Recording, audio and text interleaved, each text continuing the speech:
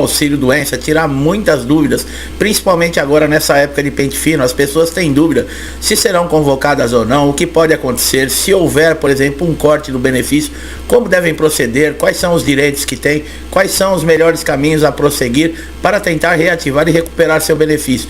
Existem dicas e informações que nós vamos dar aqui que você não vai encontrar na internet, nem ninguém do INSS vai te falar, ou mesmo se você pesquisar. É tipo assuntos que o INSS tenta evitar que chegue aos segurados. Por quê?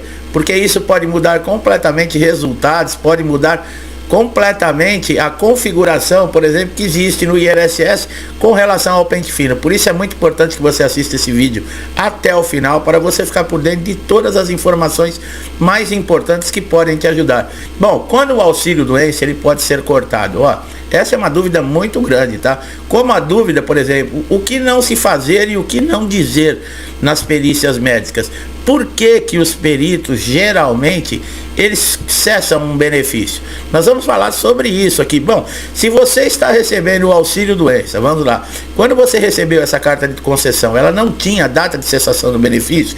Lembrando que a data de cessação de benefício, eles também usam a sigla, que é DCB, tá? Se você vê DCB nessa carta de concessão do auxílio doença para você, é isso, é a data de concessão do benefício. Se não houver essa data e você estiver há mais de 6 meses sem fazer perícia, eu já vou falando que você deve se preparar, porque com certeza você será convocado agora para esse pente fino, tá? E quando nós falamos em preparar-se, é você atualizar toda a documentação, seus laudos, exames, histórico cirúrgico.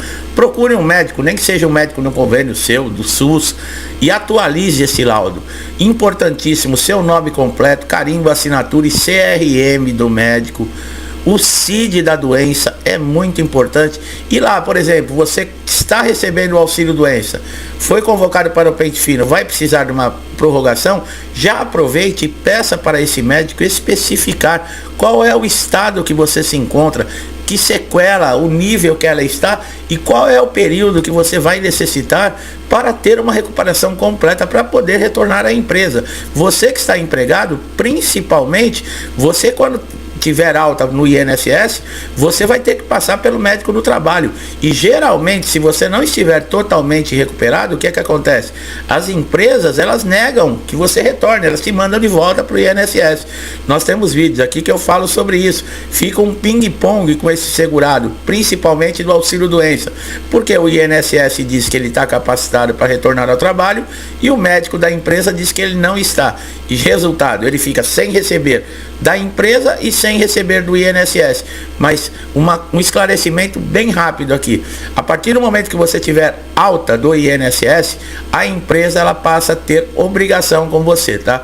Quando você vai pedir, por exemplo, um auxílio doença, você que está empregado no INSS, você não pode diretamente pedir esse auxílio doença. Você tem que ter pelo menos 15 dias de afastamento para depois você entrar para o INSS a partir do 16º dia. Quando o INSS encerra esse auxílio, a empresa volta a ser responsável, tá? Então não tem esse negócio da empresa empurrar. Se ela não te aceitar, por exemplo, não quer que você retorne para o trabalho devido a uma questão de segurança para a própria empresa, mas ela tem que arcar com os seus custos, com a sua renda, com o seu salário, tá? Bom, por que os médicos peritos negam geralmente os benefícios? Pessoal, um dos grandes motivos é, por exemplo, a pessoa, esse segurado não tem a carência mínima, que é a qualidade de segurado. O que é essa carência mínima? São as 12 contribuições necessárias para pedir um benefício no INSS. Existem doenças que elas não exigem essas carências. Nós temos inclusive vídeo aqui que eu falo quais são essas doenças. São 17 doenças.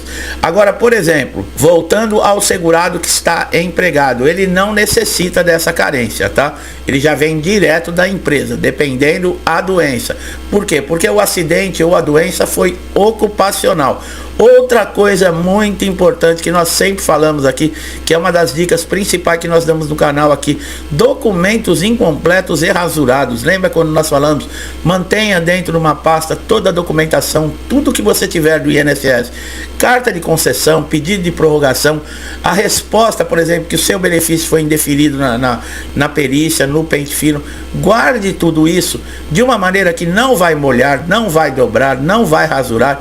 Por quê? Porque a falta Ou, por exemplo, uma rasura que tiver uma dobra em cima de um fato importante nesse documento, o perito não conseguir ler, por exemplo, o que está ali, ele nega o benefício para você. Falta de laudos, tá? Muitas vezes as pessoas levam laudos, por exemplo, de 1 ano atrás. É a mesma coisa que você não levar nada. É necessário que esse laudo esteja atualizado. Nós falamos entre 30 a 45 dias, mas no máximo 60 dias, com tudo que nós especificamos, tá? No início do vídeo. Seu nome, CRM do médico, CID da doença e o tempo de afastamento provável para recuperação. Exames médicos atestados para provar a incapacidade. Olha aí, essa parte que eu falo de estar especificado o tempo que você vai precisar para uma recuperação e o CID, são aí esse atestado para provar que você está incapacitado. E quando não é impossível, por exemplo, quando esse perito acha que não foi possível identificar nenhuma sequela, nenhuma incapacidade em você, que você está bom para o trabalho. Esse é o grande perigo, que muitos benefícios e segurados se sentem injustiçados, porque o perito, ele não chega, para ele chegar a um diagnóstico que você não tem uma incapacidade, que você está bom para o trabalho, ele tem que lhe examinar, e ele nem olha muitas vezes na cara. Muitas vezes se você entra, ele está de cabeça baixa dentro de uma sala e ele continua assim. Você fala o bom dia ou boa tarde, ele não levanta a cabeça nem para olhar nos seus olhos. E no final da perícia ele dá o indeferimento. Quer dizer, isso é revoltante realmente, causa indignação em todos os segurados. Nós vamos fazer uma advertência aqui do que você não deve dizer na perícia. Não deixe de falar da principal doença no início da perícia, quando o perito lhe perguntar. Nós já falamos, o perito não é seu amigo. Não trate o perito como um assistente social que está ali para fazer, por exemplo, um ato de solidariedade para você. Não fique falando que tem diversas doenças. Como nós acabamos de falar, entrou na sala do perito, assim que perguntado qualquer problema, especifique na sua principal incapacidade. Tá? Mesmo que você tenha 20 doenças, qual é a que te incapacita mais? Qual é a mais grave? E é nessa doença que logo no início da perícia você deve falar. Se caso, por exemplo, essa doença ou essa sequela, ela está, por exemplo, tendo um agravamento, tá? Afetando outros tipos de atividade, você pode conversar com o perito, mas sempre focado nesse problema principal, nessa principal incapacidade. Não adianta você chegar lá e falar, por exemplo, doutor, eu tenho dor na coluna, bico de papagaio. Quando começa a perícia, mas também, ó, eu tenho dor de cabeça, eu tenho dor no pé, eu tenho... Não adianta, o perito vai ficar confuso e isso com certeza vai fazer com que ele negue a sua perícia. E se você deixar para falar, por exemplo, da sua incapacidade principal no final da perícia, pode ser que não dê tempo e o perito nem vai te ouvir, não vai lhe dar a atenção necessária, tá? Então sempre tome muito cuidado em falar com o perito. Lembre-se, ele não é seu amigo. O benefício pode ser cortado, mesmo se ele foi concedido pela justiça. Olha aí, ó. Nós vamos falar aqui, de um lado, há um entendimento, por se tratar de uma decisão judicial, que o benefício por incapacidade, sendo o temporário ou permanente, ele só pode ser cortado se o INSS entrar com uma ação de revisão. Nós sempre lembramos que o STJ está para decidir definitivamente essa questão. Se benefícios concedidos na justiça, que é aquele que o segurado ele recorreu a tudo no INSS, não conseguiu, mesmo a junta de recursos negou, ele não teve uma outra alternativa, procurar a justiça para restabelecer os seus direitos. Demora um tempo enorme, ele passa aguardando, sem renda muitas vezes, passa por perícias judiciais, aguarda todo o trâmite de um processo. Quando recebe a decisão, alguns meses, por exemplo, depois que o benefício foi restabelecido na justiça e ele está recebendo, convoca-se para o pente fino e o perito, numa canetada, ele suspende tudo isso e esse segurado volta para a estaca zero. O STJ reconheceu isso porque existem centenas, são 213 processos com decisões diferentes entre si. Isso provocou lá o Superior Tribunal de Justiça a tomar uma decisão. Esse processo, provavelmente, esse ano, eu acredito que agora com a eleição, tudo, seja muito difícil para ser resolvido ou ser dado um veredito com relação a esse processo, mas no começo do ano, com certeza, se o STJ julgar favorável aos segurados, o que vai acontecer? Para o INSS cancelar um benefício que foi concedido judicialmente, ele também vai ter que entrar na justiça e provar o contrário. Olha aí que maravilha, não é a coisa mais justa acontecer? Se o segurado teve que provar na justiça que ele tem direito a um benefício de incapacidade, que ele tem direito a receber do INSS, o INSS também tem que ir à justiça provar que esse segurado não tem direito. Nada mais justo, isso é justiça. E a decisão fica de acordo com aquele, por exemplo, que tem mais provas, que tem dentro das leis o direito garantido. Nada mais justo, e nós estamos aguardando essa decisão. É o que eu falei, muito difícil sair esse ano, mas isso pode mudar completamente essas decisões absurdas que nós vemos em pente fino, ou mesmo fora de pente fino, de benefícios de auxílio-doença, de aposentadoria por invalidez, serem cessados em uma canetada com o perito, sem mesmo um diagnóstico, sem mesmo um exame razoável, honesto, e não interessa se é judicial ou não, o perito vai dar uma canetada e acabou. E o segurado que tem que se virar depois. Bom, existe também o entendimento, né, como nós falamos, que o benefício de incapacidade ele pode ser cortado, porque olha a justificativa que o INSS deu para a justiça para dizer por que o INSS tem razão em falar que esse segurado ele não tem mais direito mesmo a um benefício judicial. Uma mulher grávida teve problema de pressão, né, durante toda a gravidez. Então ela tinha problema de pressão, tinha lá alguns problemas, teve que ficar acamada. Recorreu e conseguiu um benefício do INSS. Recorreu rapidamente na justiça e conseguiu esse benefício.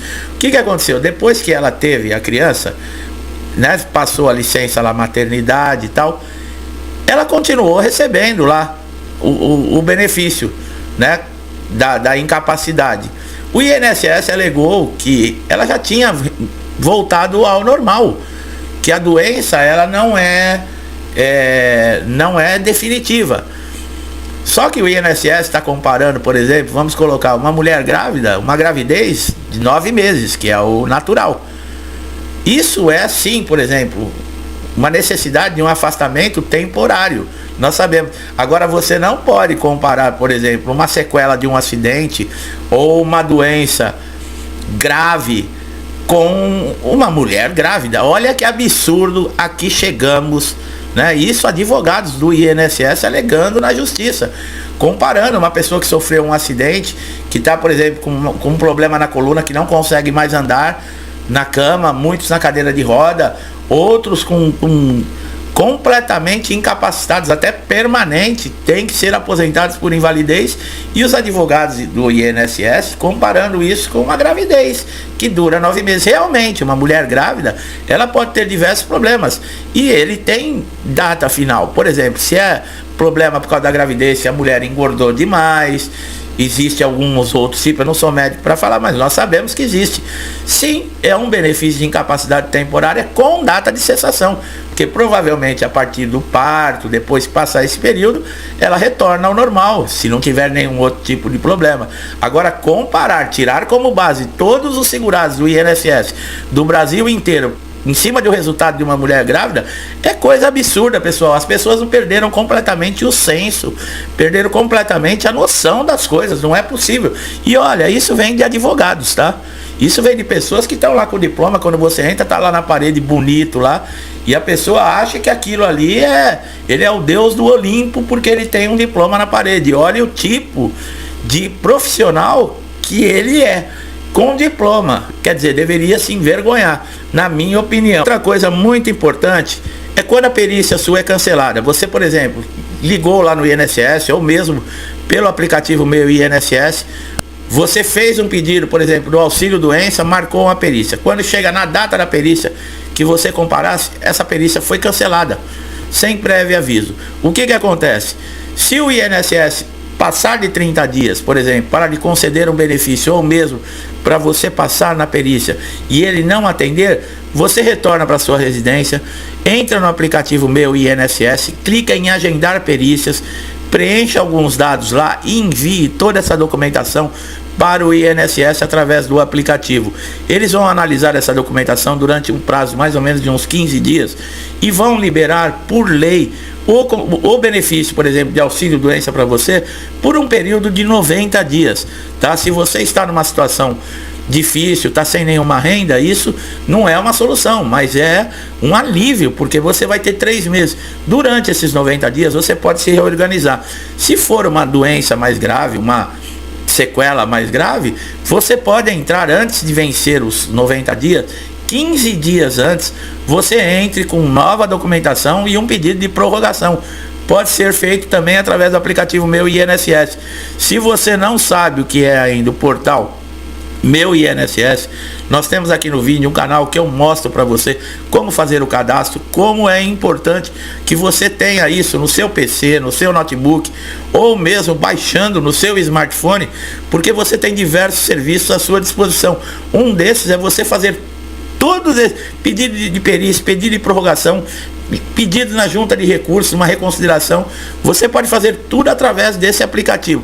Então 15 dias antes de vencer os 90 dias, você entre com um pedido de prorrogação. O que vai acontecer? O INSS vai marcar uma perícia presencial para você. Lembrando, 90 dias, os laudos já ultrapassaram o período que nós falamos para estar atualizado. Procure novamente o médico, peça novamente que ele refaça o laudo com a data mais atualizada para o pedido de prorrogação.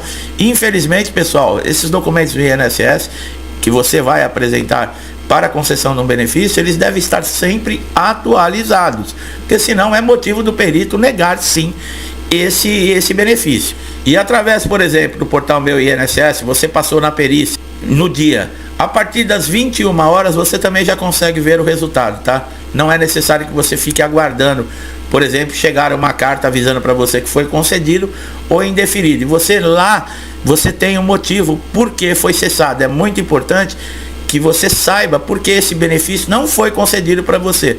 Porque se você for entrar com um pedido de uma nova perícia, você tem que já sabe solucionar o que o INSS está alegando ali para não lhe conceder um benefício. Às vezes é a falta de um documento, às vezes é uma informação.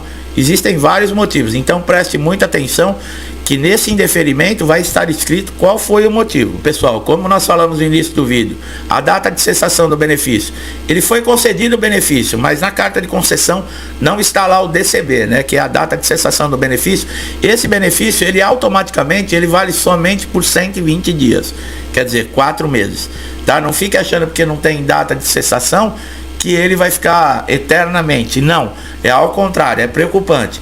Não tem a data de cessação, é 120 dias, é 4 meses. Depois de 4 meses, você vai ter que pedir novamente uma perícia para continuar recebendo o seu auxílio-doença.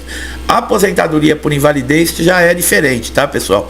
No caso de convocação, por exemplo, do INSS aí para pente fino, o aposentado por invalidez com mais de 60 anos, o aposentado por invalidez com 55 anos, que recebe o benefício há mais de 15 anos, portadores de HIV que são aposentados por invalidez, esses estão fora do pente fino e de revisões, tá? Isso é garantido por lei.